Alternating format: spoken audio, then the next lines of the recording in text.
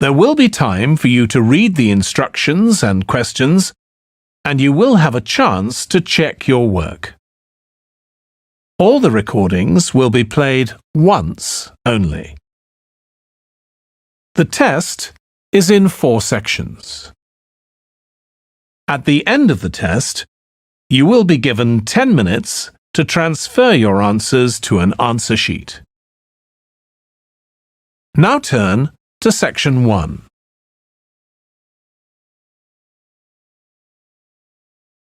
Section 1. You will hear a man inquiring in a tourist centre about activities suitable for families. First, you have some time to look at questions 1 to 4.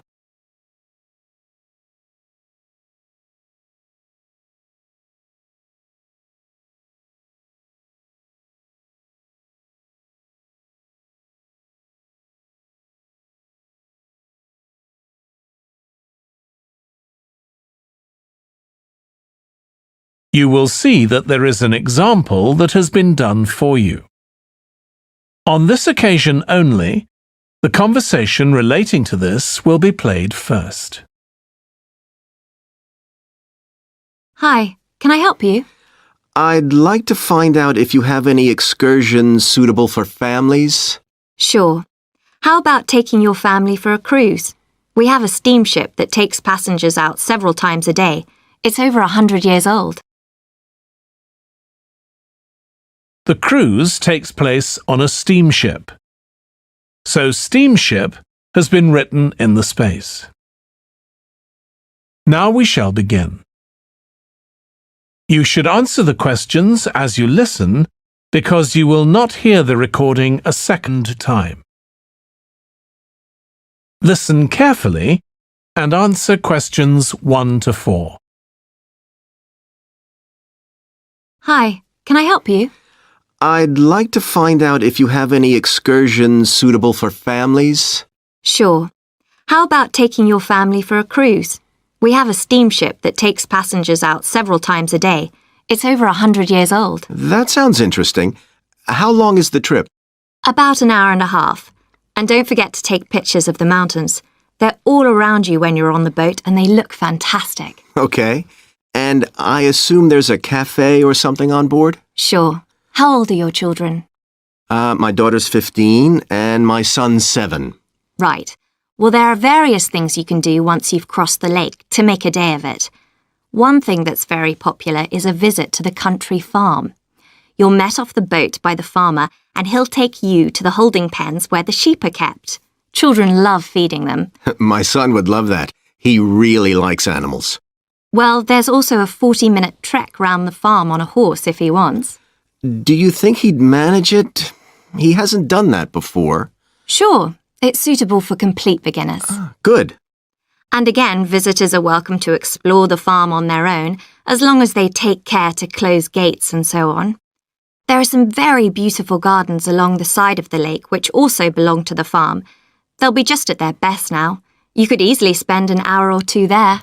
Okay, well, that all sounds good. And can we get lunch there? You can, and it's very good, though it's not included in the basic cost.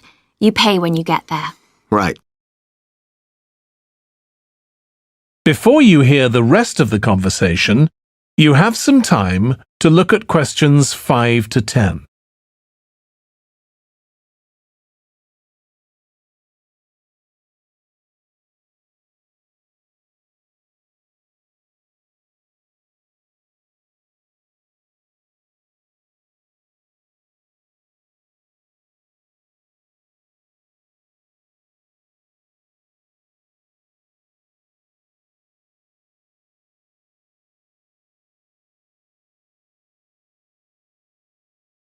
Now listen and answer questions 5 to 10.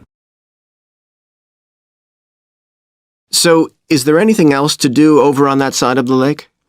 Well, what you can do is take a bike over on the ship and then go on a cycling trip. There's a trail there called the Back Road. You could easily spend 3 or 4 hours exploring it, and the scenery's wonderful. They'll give you a map when you get your ticket for the cruise. There's no extra charge. What's the trail like in terms of difficulty? Quite challenging in places. It wouldn't be suitable for your 7-year-old. It needs someone who's got a bit more experience. Well, my daughter loves cycling, and so do I, so maybe the two of us could go, and my wife and son could stay on the farm. That might work out quite well. But we don't have bikes here.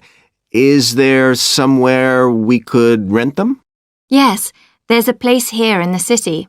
It's called Ratcheson's. I'll just make a note of that. How do you spell it? Ratchesons.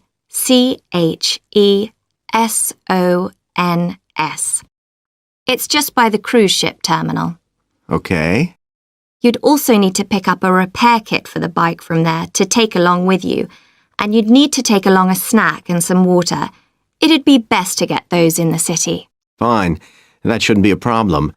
And I assume I can rent a helmet from the bike place. Sure, you should definitely get that. It's a great ride, but you want to be well prepared because it's very remote. You won't see any shops round there or anywhere to stay, so you need to get back in time for the last boat. Yeah. So what sort of prices are we looking at here? Let's see. That'd be 1 adult and 1 child for the cruise with farm tour. That's $117, and an adult and a child for the cruise only, so that's $214 altogether.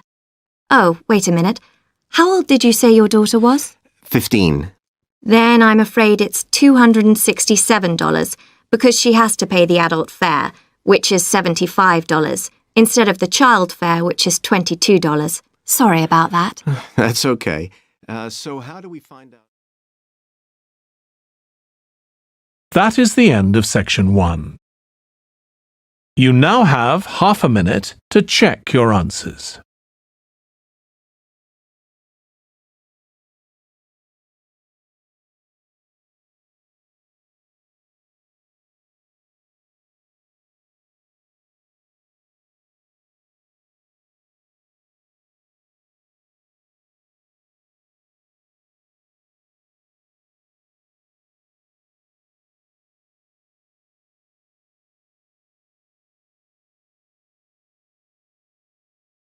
Now turn to section 2.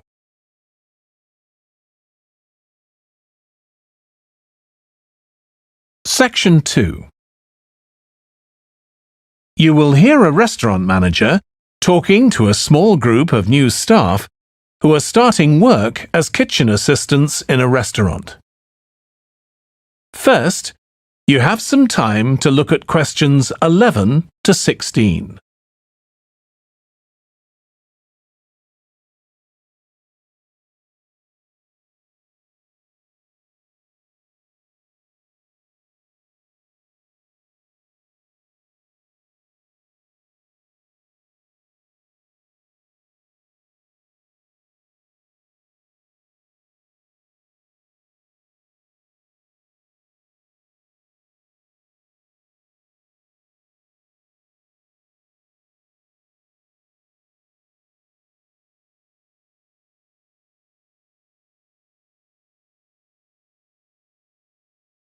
Now listen carefully and answer questions 11 to 16. Good morning, everyone. My name's Joy Parkins and I'm the restaurant manager. And I understand that none of you have had any previous experience as kitchen assistants. Well, you might be feeling a bit nervous now, but most of our kitchen assistants say they enjoy the work. OK, they might get shouted at sometimes, but it's nothing personal. And they're pleased that they have so many different things to do, which means they never get bored. And I'll tell you straight away that if you do well, we might think about moving you up and giving you some more responsibility. Right, well, you've all shown up on time, which is an excellent start. Now, I'm glad to see none of you have unsuitable footwear, so that's good. You need to be careful as the floors can get very wet and slippery. Those of you with long hair have got it well out of the way, but some of you'll need to remove your rings and bracelets. Just put them somewhere safer today. and remember to leave them at home tomorrow, as they can be a safety hazard. Now, it's going to be a busy day for you all today. We don't have any tables free for this evening, and only a few for lunch. Fortunately, we've got our head chef back. He was away on holiday all last week, which meant the other chefs had extra work. Now, I'll tell you a bit more about the job in a minute, but first, some general regulations. For all of you, whatever your age, there's some equipment you mustn't use until you've been properly trained, like the waste disposal system, for example, for health and safety reasons.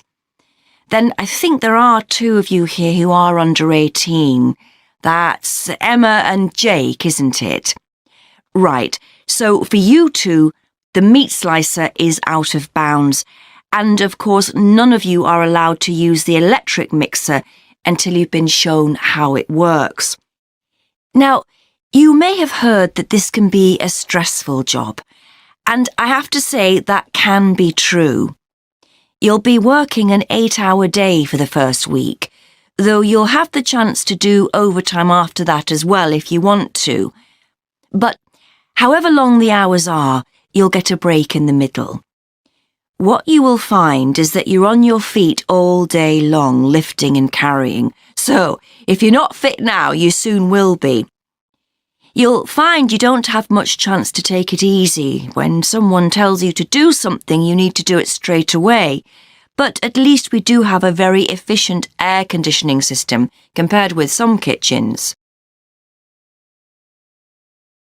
Before you hear the rest of the talk, you have some time to look at questions 17 to 20.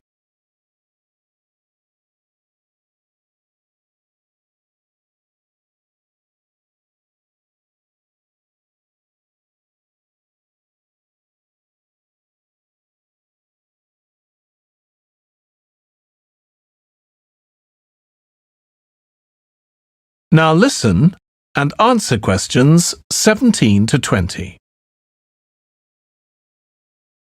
Now, let me tell you about some of the people you need to know.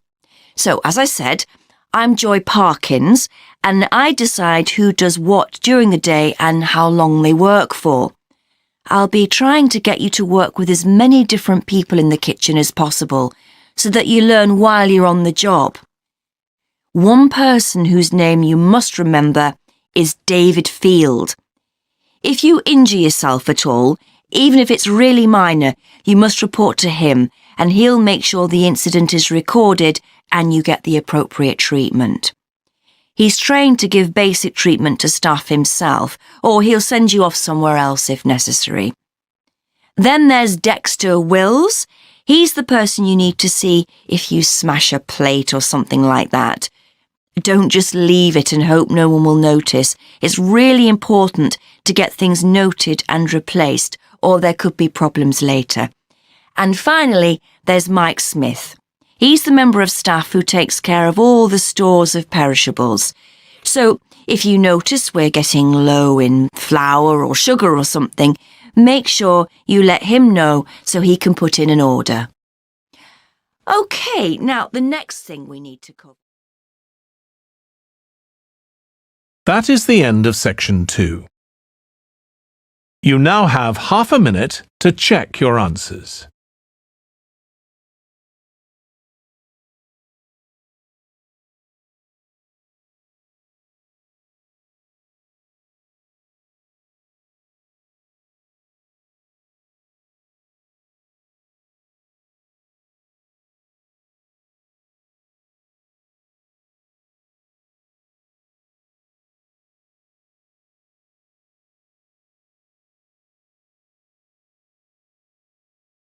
Now turn to section 3.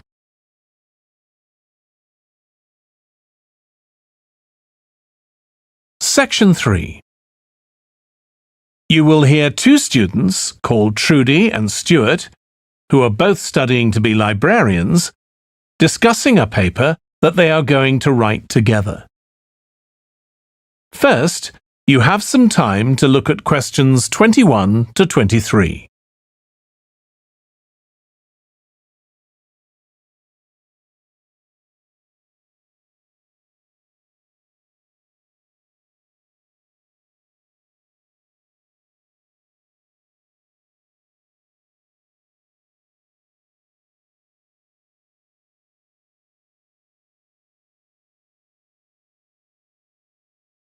Now listen carefully and answer questions 21 to 23.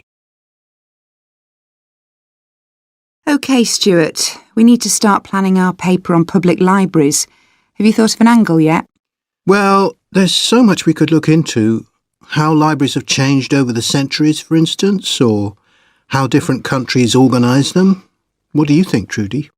Maybe we should concentrate on this country and try and relate the changes in libraries to external developments, like the fact that far more people can read than a century ago, and that the local population may speak lots of different languages.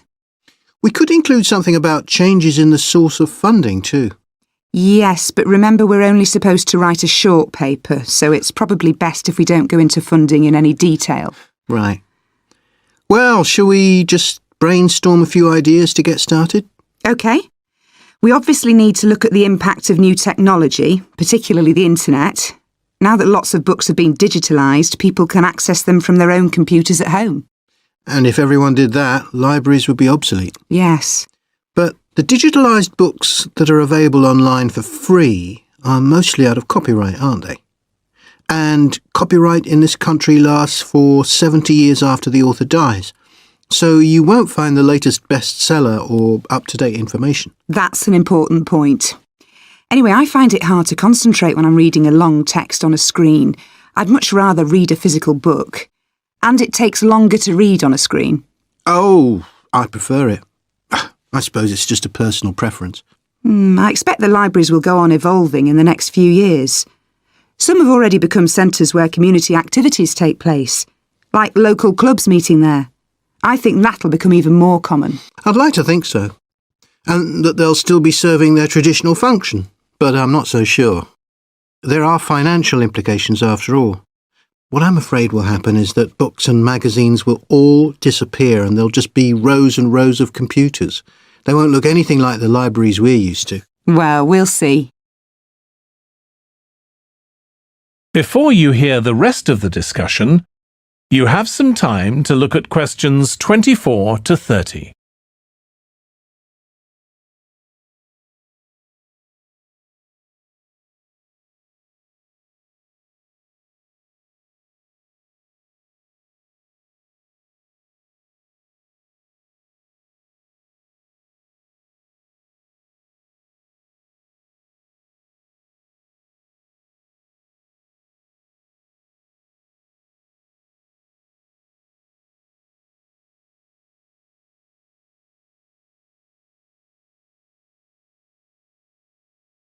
Now listen and answer questions 24 to 30.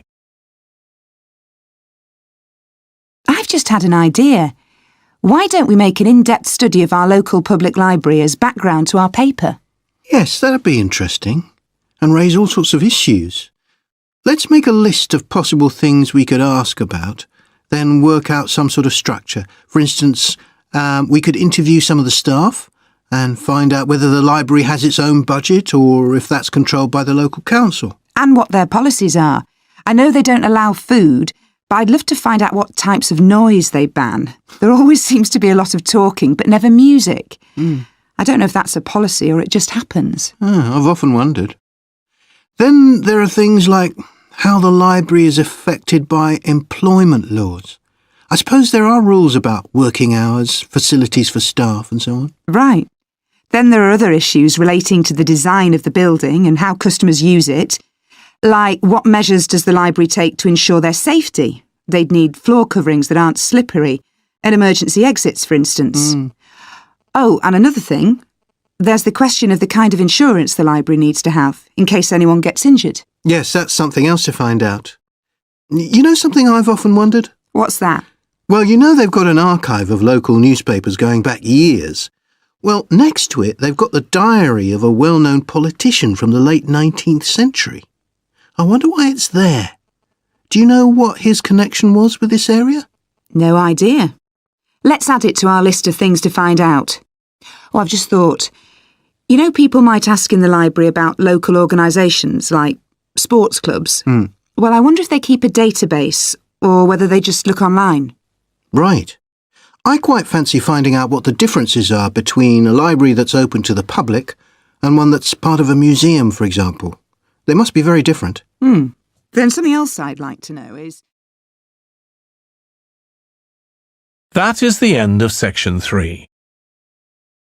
You now have half a minute to check your answers.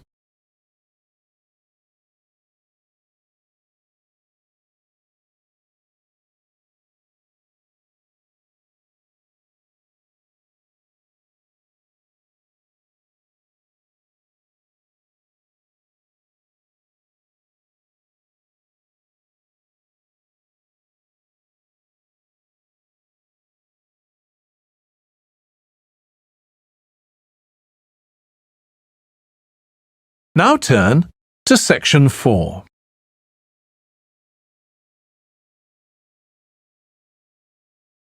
Section 4.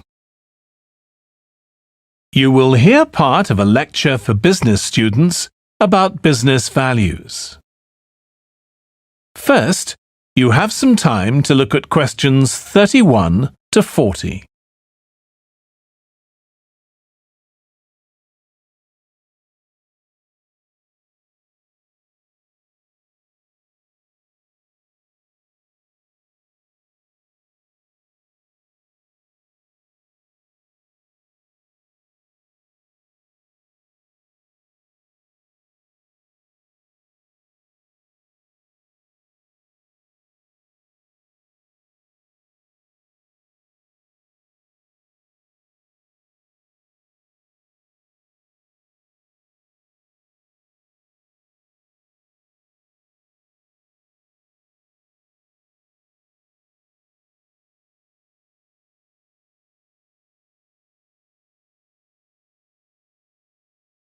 Now listen carefully and answer questions 31 to 40.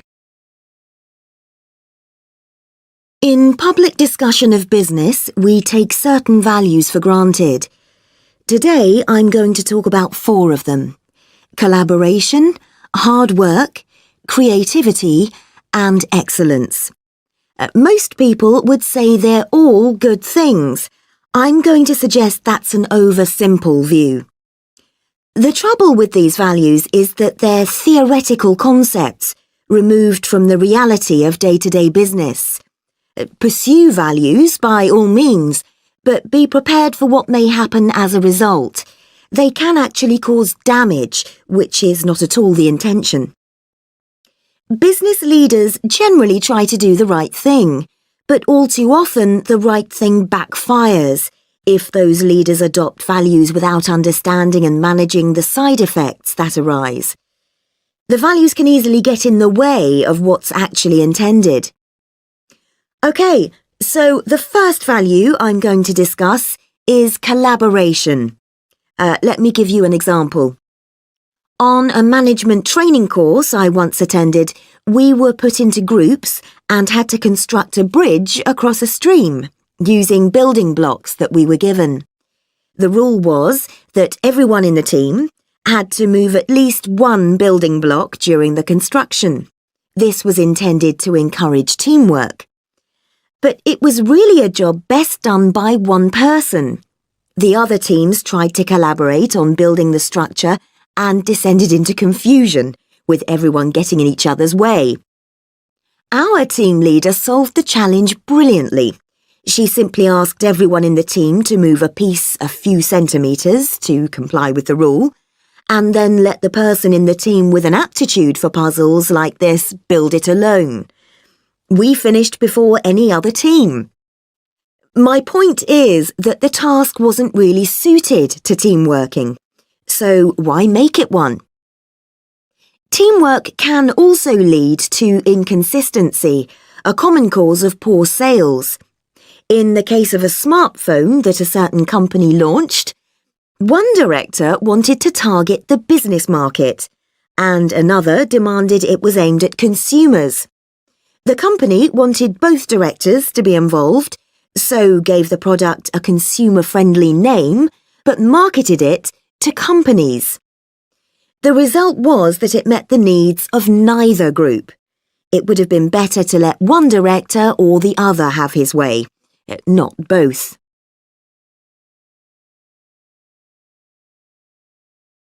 Now, industriousness, or hard work. It's easy to mock people who say they work hard. After all, a hamster running around in a wheel is working hard and getting nowhere. Of course, hard work is valuable, but only when properly targeted. Otherwise, it wastes the resources that companies value most, time and energy, and that's bad for the organisation. There's a management model that groups people according to 4 criteria: clever, hard-working, stupid, and lazy. Here, lazy means having a rational determination not to carry out unnecessary tasks. It doesn't mean trying to avoid work altogether. Most people display 2 of these characteristics, and the most valuable people are those who are both clever and lazy. They possess intellectual clarity and they don't rush into making decisions. They come up with solutions to save the time and energy spent by the stupid and hard-working group. Instead of throwing more man-hours at a problem, the clever and lazy group looks for a more effective solution. Next, we come to creativity. This often works well. Creating an attention-grabbing TV commercial, for example, might lead to increased sales. But it isn't always a good thing. Some advertising campaigns are remembered for their creativity without having any effect on sales. This happened a few years ago with the launch of a chocolate bar. Subsequent research showed that plenty of consumers remembered the adverts, but had no idea what was being advertised. The trouble is that the creator derives pleasure from coming up with the idea and wrongly assumes the audience for the campaign will share that feeling. A company that brings out thousands of new products may seem more creative than a company that only has a few, but it may be too creative and make smaller profits.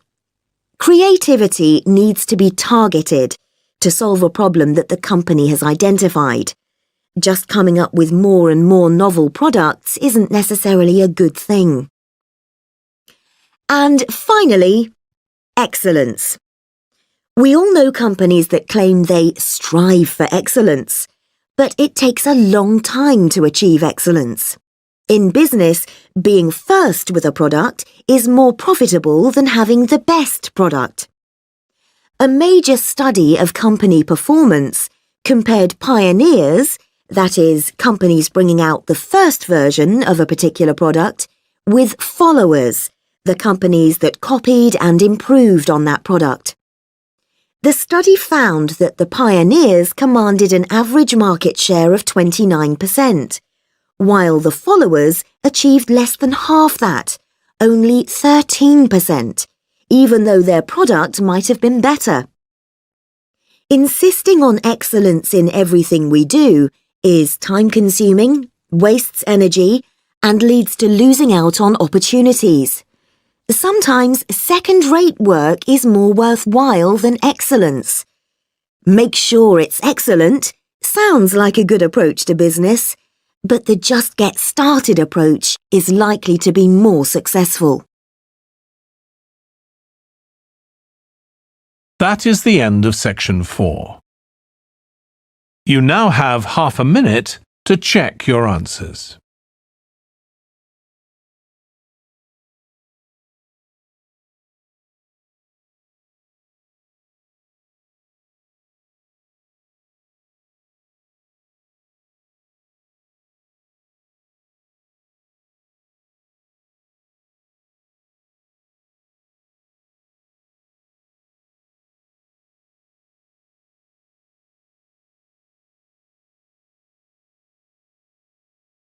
That is the end of the listening test. In the Ielts test, you would now have 10 minutes to transfer your answers to the answer sheet.